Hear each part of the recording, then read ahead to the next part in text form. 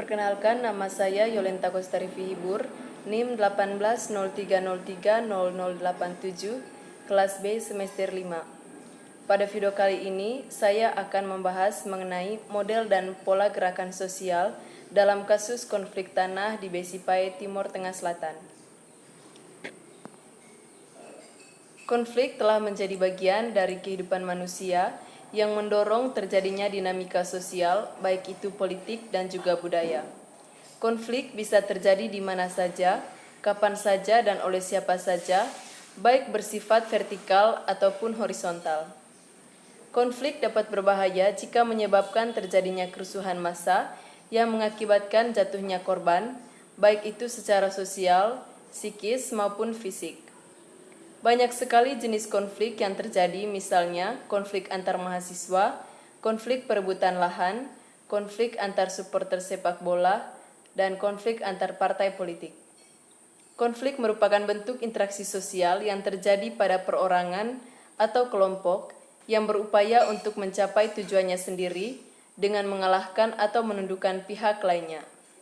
Indonesia merupakan negara agraris, sehingga tidak jarang konflik yang terjadi adalah konflik dalam hal memperebutkan tanah sebagai salah satu lahan produksi yang menunjang kehidupan manusia dan merupakan salah satu faktor penentu kesejahteraan masyarakat di dalam suatu negara. Konflik agraris ini bukan hanya terjadi antara individu dengan individu dengan kelompok, tetapi juga bisa terjadi antara kelompok dengan kelompok, karena sama-sama merasa tanah tersebut menjadi hak kepemilikan mereka. Sengketa agraria ini bahkan seringkali menimbulkan konflik yang berkepanjangan dan memunculkan adanya kontak fisik antara pelaku dan hingga pada akhirnya menyebabkan ketidakstabilan politik di Indonesia. Seperti halnya yang terjadi di Besipae, Kecamatan Amanuban Selatan, Kabupaten Timor Tengah Selatan, Provinsi Nusa Tenggara Timur, di mana adanya konflik antara warga Besipae dengan pemerintah NTT dalam memperebutkan lahan yang masing-masing pihak mengklaim bahwa mereka memiliki hak atas tanah tersebut. Konflik perebutan lahan memang konflik yang sering muncul dalam masyarakat. Konflik perebutan lahan merupakan konflik agraria, yaitu konflik yang disebabkan oleh ketidakmerataan, ketidakadilan, dan ketidakberdayaan mengakses faktor dan alat reproduksi pertanian. Sengketa hutan adat Pubabu yang meliputi desa Linamnutu, Mio, dan Oekam diawali oleh keengganan komunitas adat Besipae untuk menyetujui tawaran perpanjangan izin pinjam pakai lahan di kawasan hutan adat Pubabu. Konflik ini bukanlah untuk yang pertama kalinya dialami masyarakat adat Pubabu sejak tahun 2008. Di tahun 1987, selama 25 tahun, wilayah tersebut digunakan sebagai areal proyek peternakan sapi yang merupakan kerjasama pemerintah Kabupaten Timor Tengah Selatan dengan sebuah perusahaan asal Australia. Di tahun 2010, 2 tahun sebelum izin kadaluarsa, tawaran perpanjangan dari pemerintah Kabupaten Timor Tengah Selatan ditolak warga. Komunitas adat Besipae bersikeras bahwa hutan adat Pubabu mesti dikembalikan lagi ke fungsi awalnya sebagai areal Naiskio atau kawasan hutan larangan. Naiskio adalah bentuk konservasi tradisional masyarakat adat Besipae berlandaskan kearifan lokal.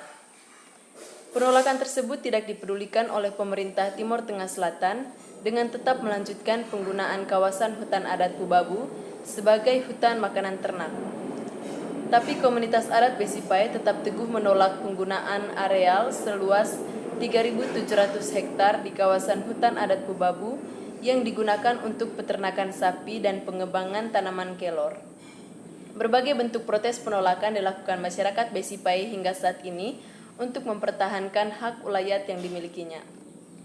Berdasarkan uraian singkat mengenai latar belakang konflik perebutan lahan antara masyarakat Pubabu, Besipae, TTS dengan pemerintah NTT, maka dipandang perlu untuk mengkaji lebih dalam mengenai model dan pola gerakan sosial apa saja yang dilakukan masyarakat adat Pubabu dan non-governmental organization atau NGO dalam konflik tanah Besipae TTS. Selain itu juga, saya akan mengkaji tentang dampak terjadinya konflik dalam konflik tanah tersebut. Bab kedua, pembahasan. 2.1 Pengertian gerakan sosial. Gerakan sosial adalah aktivitas sosial berupa gerakan, sejenis tindakan sekelompok orang yang merupakan kelompok informal yang berbentuk organisasi, berjumlah besar atau individu yang secara spesifik berfokus pada suatu isu-isu sosial atau politik dengan melaksanakan, menolak, atau mengkampanyekan sebuah perubahan sosial. Gerakan sosial berbeda dengan perilaku kolektif, maka gerakan sosial ditandai dengan adanya tujuan atau kepentingan yang bersama. Setelah melakukan perusakan terhadap stadion, stasiun kereta api, kendaraan atau sarana umum lainnya, para supporter yang terlibat dalam perilaku kolektif biasanya tidak mempunyai tujuan atau kepentingan bersama lagi, dan perilaku kolektif akan berhenti sendirinya. Hal yang sama berlaku pula bagi orang yang bersama-sama melakukan pemukulan, bahkan pembunuhan terhadap tersangka pelaku kejahatan.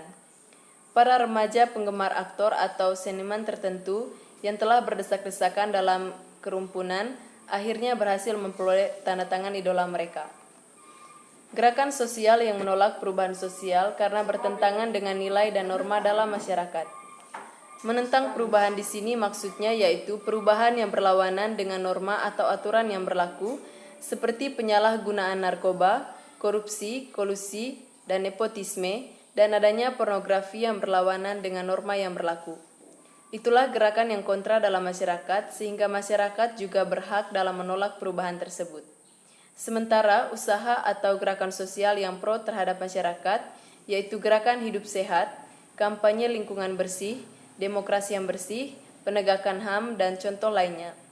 Gerakan sosial biasanya dipelopori oleh kepedulian masyarakat terhadap beberapa isu yang menjadi trending dan permasalahan sosial terkait hal yang lainnya.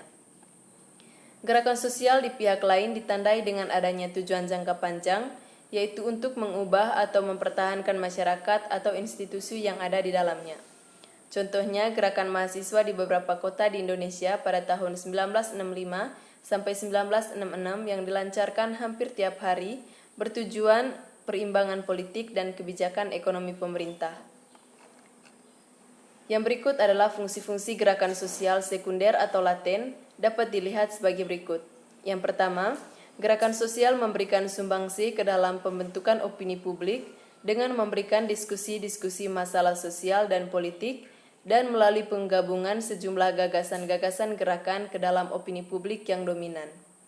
Yang kedua, gerakan sosial memberikan pelatihan para pemimpin yang akan menjadi bagian dari elit politik dan mungkin meningkatkan posisinya menjadi negarawan penting. Faktor penyebab munculnya gerakan sosial dalam ilmu-ilmu sosial dapat dijumpai berbagai penjelasan, baik bersifat psikologis maupun bersifat sosiologis. Penjelasan yang sering dikemukakan mengaitkan gerakan sosial dengan deprivasi ekonomi dan sosial. Menurut penjelasan ini, orang melibatkan diri dalam gerakan sosial karena menderita deprivasi atau kehilangan, kekurangan, penderitaan, misalnya di bidang ekonomi, seperti hilangnya peluang untuk memenuhi kebutuhan-kebutuhan pokok. Dalam kasus konflik Tanah Besipae, Kabupaten Timor Tengah Selatan, gerakan sosial yang dilakukan masyarakat bertujuan untuk mempertahankan hak ulayat mereka atas kepemilikan tanah dan ingin mengembalikan fungsi awal tanah tersebut menjadi naiskio atau kawasan hutan larang dengan hukum kearifan lokal. Yang berikut pengertian konflik. Konflik berasal dari kata kerja Latin configere yang berarti saling memukul. Secara sosiologis, konflik diartikan sebagai suatu proses sosial antara dua orang atau lebih, bisa juga berkelompok, di mana salah satu pihak berusaha menyingkirkan pihak lain dengan menghancurkan atau membuatnya tidak berdaya. Konflik dilatar belakangi oleh perbedaan ciri-ciri yang dibawa individu dalam suatu interaksi. Perbedaan-perbedaan tersebut diantaranya adalah menyangkut ciri fisik, kepandaian, pengetahuan, adat istiadat, keyakinan, dan lain sebagainya. Konflik bertentangan dengan integrasi. Konflik dan integrasi berjalan sebagai sebuah sirkus di masyarakat. Konflik yang terkontrol akan menghasilkan integrasi. Sebaliknya, integrasi yang tidak sempurna dapat menciptakan konflik. Kata agraria mempunyai arti yang berbeda-beda antara bahasa yang satu dengan yang lainnya. Dalam bahasa Latin, kata agraria berasal dari kata ager atau agrarius, dan kata ager berarti tanah atau sebidang tanah, sedangkan kata agrarius mempunyai arti sama dengan perladangan, persawahan, dan pertanian. Dalam terminologi bahasa Indonesia, agraria berarti urusan tanah, pertanian, dan perkebunan. Sedangkan bahasa Inggris, kata agraria diartikan agrarian yang selalu diartikan sebagai tanah dan dihubungkan dengan usaha pertanahan. Menurut Rusmandi Murad, sengketa hak atas tanah yaitu timbulnya sengketa hukum yang bermula dari pengaduan suatu pihak yang berisi keberatan-keberatan dan tuntutan hak atas tanah, baik terhadap status tanah, prioritas, maupun kepemilikannya, dengan harapan dapat memperoleh penyelesaian secara administrasi sesuai dengan ketentuan peraturan yang berlaku. Lebih lanjut, menurut Rusmadi Murad, sifat permasalahan sengketa tanah ada beberapa macam, yaitu masalah atau persoalan yang menyangkut prioritas untuk dapat diterapkan sebagai pemegang hak yang sah atas tanah yang berstatus hak atau atas tanah yang belum ada haknya. Yang kedua, bantahan terhadap suatu alas hak atau bukti perolehan yang digunakan sebagai dasar pemberian hak atau perdata. 3. Kekeliruan atau kesalahan pemberian hak yang disebabkan penerapan peraturan yang kurang atau tidak benar. 4. Sengketa atau masalah lain yang mengandung aspek-aspek sosial praktis atau bersifat strategis.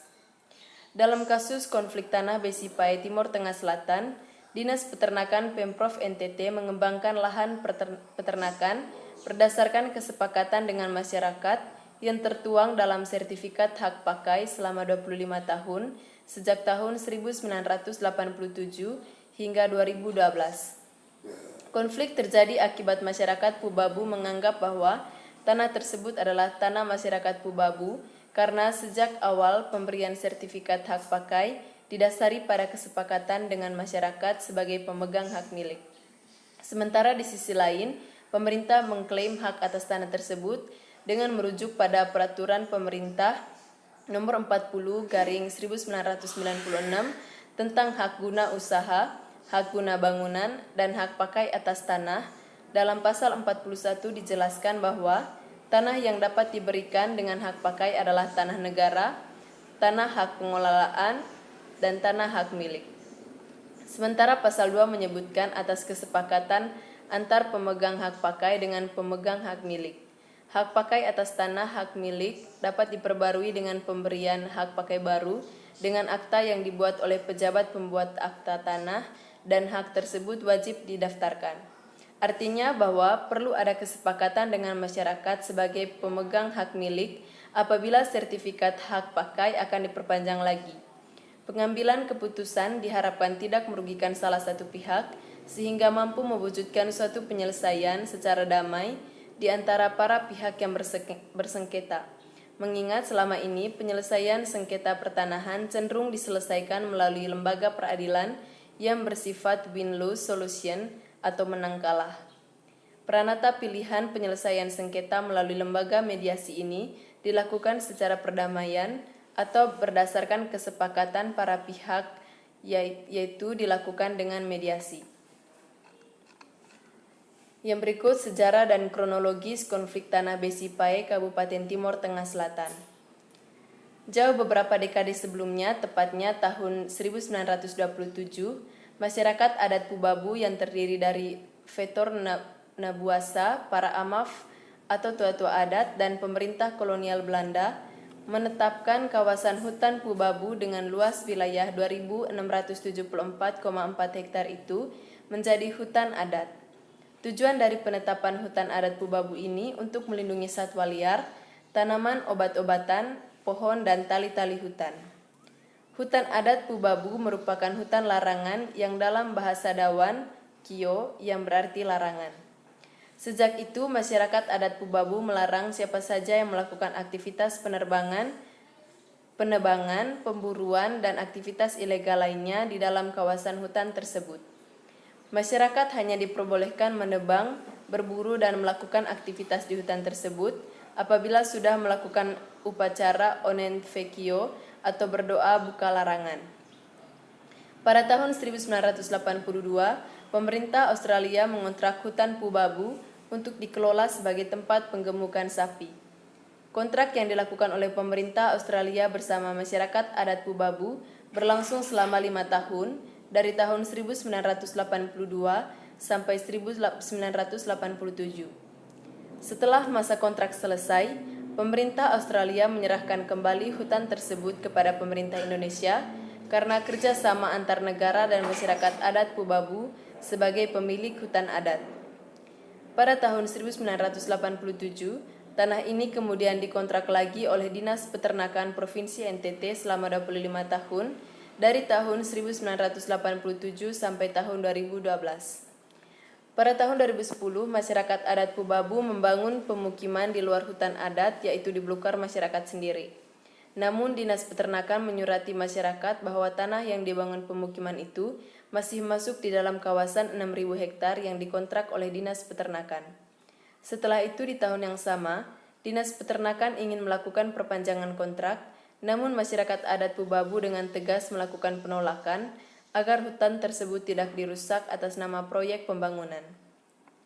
Pada tanggal 17 Oktober 2017 lalu, rombongan Pemprov NTT datang ke Besipae untuk membawa surat pembebasan lahan yang diklaim sebagai aset milik Pemprov NTT.